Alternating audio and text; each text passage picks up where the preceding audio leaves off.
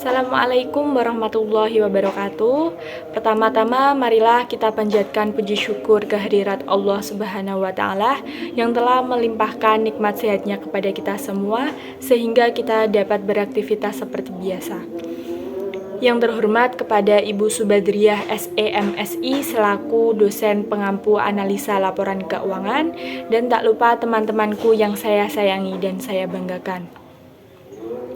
Izinkan saya untuk menyampaikan hasil diskusi dari kelompok kami, yaitu yang beranggotakan saya sendiri Afrilia dan dua teman saya, yaitu Sanda Fatika Sari dan Elvina Rozalina. Baik, pada kesempatan kali ini kelompok kami akan mereview materi dari setelah UTS sampai dengan sebelum UAS. Langsung saja masuk pada materi yang pertama, yaitu mengenai analisis aktivitas operasional.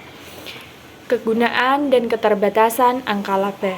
Kegunaan laporan keuangan laba rugi yaitu mengetahui besarnya profitabilitas yang dihasilkan kreditur dapat mempertimbangkan kelayakan kredit debitur, kemudian memprediksi earning power dan menafsir risiko dalam berinvestasi. Adapun keterbatasan laporan laba rugi yaitu pos-pos yang tidak dapat diukur secara akurat tidak dilaporkan. Yang kedua, laba dipengaruhi oleh metode akuntansi yang digunakan, dan yang ketiga, laba dipengaruhi oleh faktor estimasi atau melibatkan pertimbangan subjektif manajemen. Selanjutnya yaitu ada pengakuan pendapatan dan keuntungan. Pengakuan pendapatan dan keuntungan menurut FASB itu ada dua, yaitu telah direalisasi atau dapat direalisasi dan telah dihasilkan atau telah terjadi.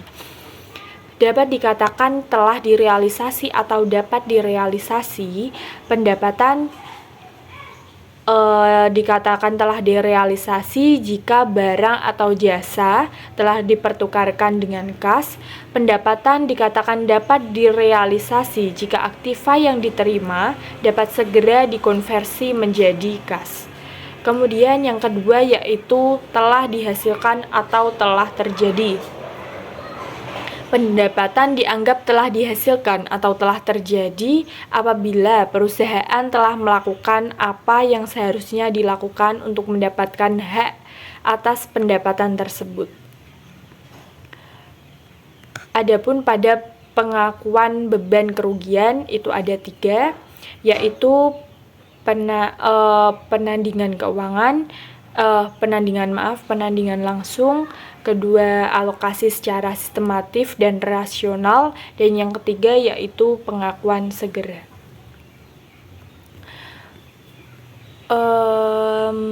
Adapun laba komprehensif berdasarkan SFAC nomor 6, laba komprehensif adalah perubahan dalam ekuitas entitas sepanjang suatu periode sebagai akibat dari transaksi dan peristiwa serta keadaan-keadaan lainnya yang bukan sumber dari pemilik.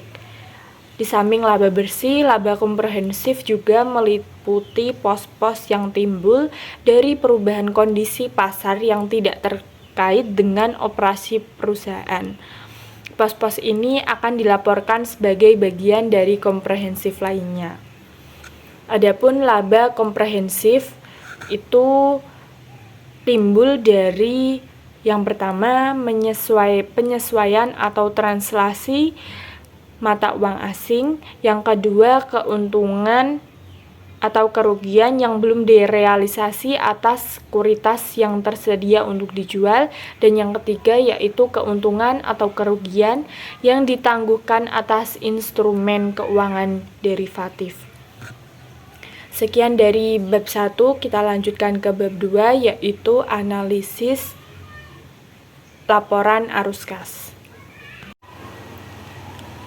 Rasio yang digunakan oleh manajer kredit untuk mengevaluasi kredibilitas perusahaan untuk utang jangka panjang adalah rasio antar kas yang diperoleh dari aktivitas operasi dengan total utang baik utang jangka panjang maupun utang jangka pendek.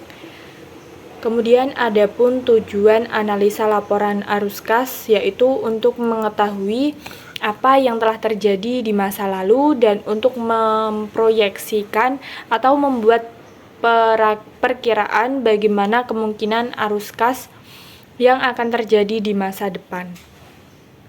Adapun rasio-rasio yang berkaitan dengan laporan arus kas, yang pertama yaitu operating cash flow atau current maturities of LTD adalah rasio yang mengindikasikan kemampuan perusahaan untuk memenuhi utang-utangnya yang sekarang jatuh tempo. Kemudian yang kedua ada operating cash flow total debt, mengidentifikasikan kemampuan perusahaan untuk menutup semua utangnya dengan arus kas tahun. Yang ketiga yaitu operating cash flow per share. Ini mengindikasikan arus dana per lembar saham umum yang beredar secara substansial lebih besar daripada laba per lembar saham karena depresiasi tidak dikurangkan dalam perhitungan arus kas. Dan yang terakhir yaitu operating cash flow cash dividend. Ini mengindikasikan kemampuan perusahaan untuk membayar dividen dari arus kas tahunan. Selanjutnya akan disampaikan oleh Mbak Elvina. Materi selanjutnya yaitu laporan arus kas.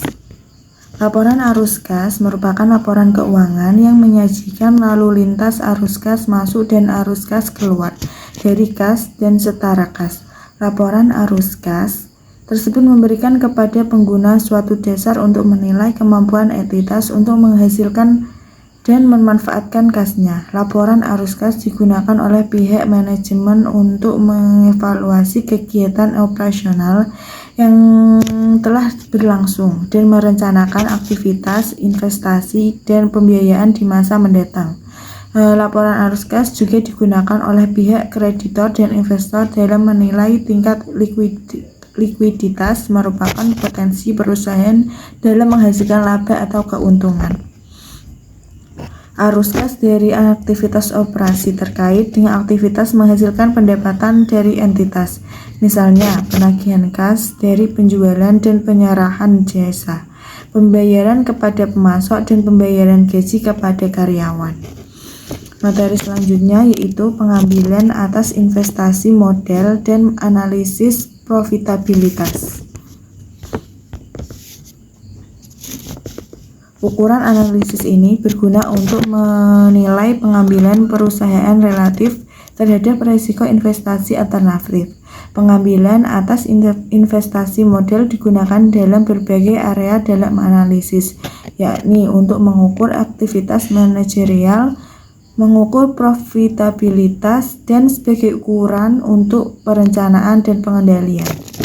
Komponen yang terkait di dalam pengambilan investasi model adalah sebagai berikut. Investasi model aset operasi bersih, model ekuitas biasa menghitung investasi model suatu periode, penyesuaian atas investasi model dan laba, pengambilan atas aset operasi bersih, pengambilan atas ekuitas dan pemegang saham biasa. Penggunaan pengambilan atas investasi model untuk evaluasi manajemen, analisis profitabilitas, serta perencanaan dan pengendalian menuntut pemahaman menyeluruh atas pengukuran pengambilan ini. Ini karena pengukuran pengambilan mengandung komponen yang berpotensi untuk menyambungkan pemahaman atas kinerja perusahaan. Pengambilan ketika investasi model dilihat dari sudut pandang operasi biasanya disebut sebagai pengambilan atas aset operasi atau operasi bersih atau RNOA. Materi selanjutnya yaitu Analisis prospektif. Analisis prospektif merupakan langkah akhir dalam proses analisis laporan keuangan. Analisis ini dapat dilakukan hanya setelah laporan keuangan historis disesuaikan untuk mencerminkan kinerja ekonomis perusahaan secara akurat. Analisis prospektif meliputi peramalan posisi keuangan atau neraca, laporan laba rugi, dan laporan arus kas. Analisis prospektif merupakan inti dari penilaian efek. Analisis prospektif juga berguna untuk menguji ketetapan rencana strategi perusahaan dan berguna bagi kreditor untuk menilai kemampuan perusahaan untuk memenuhi kewajibannya. Materi yang selanjutnya adalah analisis kredit. Analisis kredit adalah upaya untuk menghindari risiko kredit yang disebabkan oleh ketidakmampuan debitur dalam membayar pinjaman.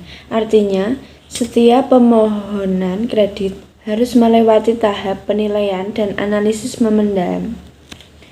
Tujuan dari analisis kredit adalah untuk memastikan bahwa pemohon pinjaman memiliki kemampuan dan kemauan untuk memenuhi kewajiban membayar kembali pinjaman. Ini bukan hanya tentang jumlah pinjaman utama, tetapi juga bunga yang disepakati dengan kreditur atau bank. Aspek analisis kredit 5C dalam analisis kredit adalah gambaran umum yang mencakup 5 penilaian antara lain. Karakter merupakan karakter penilaian dalam analisis kredit. Yang dimaksud karakter ialah kepribadian nasabah. Beberapa parameter yang menjadi pertimbangan dalam analisis karakter ini antara lain yaitu aspek kepribadian calon debitur yang bertanggung jawab, jujur, terbuka, serta tidak memberikan pola perilaku negatif, contohnya berbohong. Yang kedua adalah capacity, penilaian atau kapasitas calon debitur sangat penting dalam menentukan kemampuannya dalam melunasi tanggung jawabnya dalam perusahaan. Penilaian ini berkaitan dengan pendidikan, kemampuan dalam peraturan pemerintah, memimpin, menguasai area bisnis, dan pandangan akan tujuan usaha ke depan. 3. Kapital merupakan sejumlah dana atau saham yang dimiliki oleh seorang prospek. Yang keempat, kolateral adalah produk atau barang yang dijadikan jaminan oleh nasabah atas kredit yang diterimanya. 5. Condition atau kondisi ekonomi calon kreditur. Penilaian ini berkaitan dengan apabila sedang terjadi masalah politik, sosial, ekonomi, budaya, dan yang dapat berdampak pada situasi ekonomi calon debitur. Materi yang selanjutnya adalah analisis dan penilaian ekuitas. Analisis penelitian ekuitas menekankan laba dan pengakuan akuntansi lain untuk menghitung nilai perusahaan. A. Daya tahan laba, penyusunan ulang, dan penyesuaian laba. Penyusunan ulang berguna untuk mengetahui elemen laba seharusnya dicakup dalam hasil operasi pada satu atau beberapa periode sebelumnya. Yang kedua, informasi mengenai daya tahan laba. Sumber informasi. Yang pertama, laporan laba rugi. Yang kedua, laporan keuangan lainnya dan catatan atas laporan keuangan. 3. Manajemen discussion and analysis. Yang ketiga, penyusunan ulang laba dan komponen laba. Penyusunan ulang bertujuan untuk menyusun komponen laba guna menyajikan klasifikasi yang lebih berarti dan format yang relevan untuk analisis. Yang keempat, penyesuaian laba dan komponen laba. Sebelum menilai daya tahan laba, kita perlu memperoleh angka laporan keuangan dengan beberapa perusahaan. Yang kelima, faktor penentu daya tahan laba. Manajemen laba keragaman, tren dan insentif merupakan penentuan daya tahan laba yang potensial. Yang keenam, tren dan daya tahan laba. Tren laba dapat dinilai melalui metode statistik atau dengan penyataan tren. Yang ketujuh, manajemen dan daya tahan laba. Manajemen laba menggunakan prinsip laporan akuntansi yang diterima dengan tujuan untuk melaporkan hasil tertentu. Yang kedelapan, insentif dan daya tahan manajemen.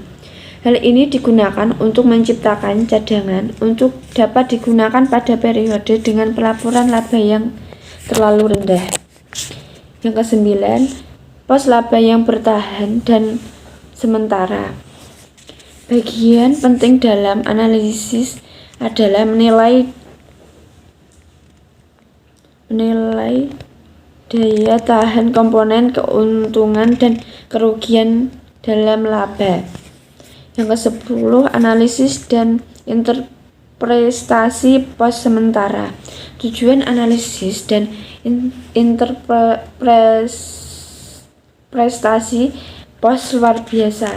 Yang pertama adalah untuk menentukan apakah suatu pos bersifat sementara atau tidak bertahan. 2. Menentukan penyesuaian yang diperlakukan setelah mengetahui penilaian daya tahan. Yang B. Penilaian ekuitas berbasis laba terdiri dari 1. Hubungan antara harga saham dengan data akuntansi. Yang kedua, perkalian penilaian dasar. Ketiga, rasio harga terhadap nilai buku. Yang keempat, rasio harga terhadap laba. Yang C, kekuatan laba dan peramalan untuk tujuan penilaian. Yang pertama, kekuatan laba. Yang kedua, mengukur kekuatan laba. Ketiga, rentan waktu kekuatan laba. Keempat, menyesuaikan laba per saham. 5. Peramalan laba. 6. Mekanisme peramalan laba. 7. Elemen peramalan. 8. Pelaporan peramalan laba. 9. Laporan interim untuk pengawasan dan revisi estimasi laba. 10. Penyesuaian akuntansi akhir tahun. 11. Aktivitas usaha musiman. 12. Metode pelaporan menyeluruh. Yang ke-13, persyaratan pelaporan intern SEC. 14. Analisis implikasi laporan intern. Cukup sekian presentasi dari kelompok kami. Kalau ada yang kurang jelas bisa ditanyakan. Kami menampung 3 penanya. Cukup sekian presentasi dari kelompok kami. Wassalamualaikum warahmatullahi wabarakatuh.